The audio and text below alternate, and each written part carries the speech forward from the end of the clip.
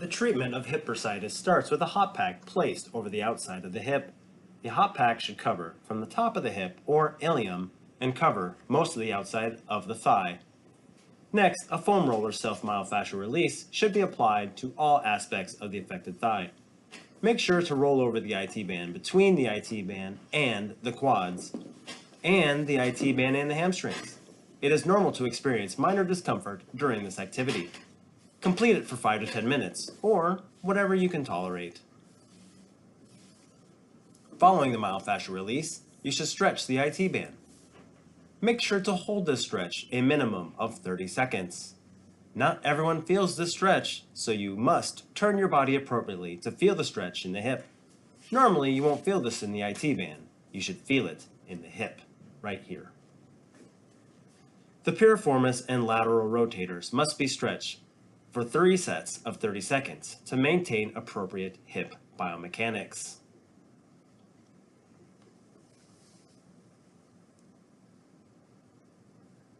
The same can be said for the hamstrings. Also, we must not neglect the lateral hamstrings or biceps femoris. It is essential that all these areas are stretched a minimum of 3 sets for 30 seconds.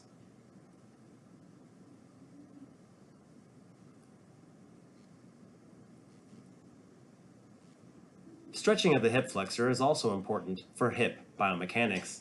Just because the pain's on the outside of the hip doesn't negate the importance of the front of the hip. Active or remedial exercises like standing hip abduction is important to retrain the hip. It is essential that you do this exercise on both sides. Aim for 3 sets of 10 and progress accordingly. Lateral band walking is also important. First, you can try this exercise with a long lever arm as you see the TheraBand over the feet. Make sure you lead with the heel. To help you lead with the heel, you can point your toes in. This will help isolate that glute med. If the exercise is too challenging, move the TheraBand up, which will shorten the lever arm. You should attempt this exercise for at least 1 minute, or whatever you can tolerate. If that is still too challenging, you can move it up even further if needed. Try to work your way up to 3 sets of 1 minute. Pain bows. Push your heel into the wall while abducting or lifting the leg up while lying on your side. 3 sets of 5 or 3 sets of 10 will remind you why this exercise is called pain bows. Lateral plank lifts are a good start for most trunk and glute med strength. To make it more challenging, lift the top leg. Here.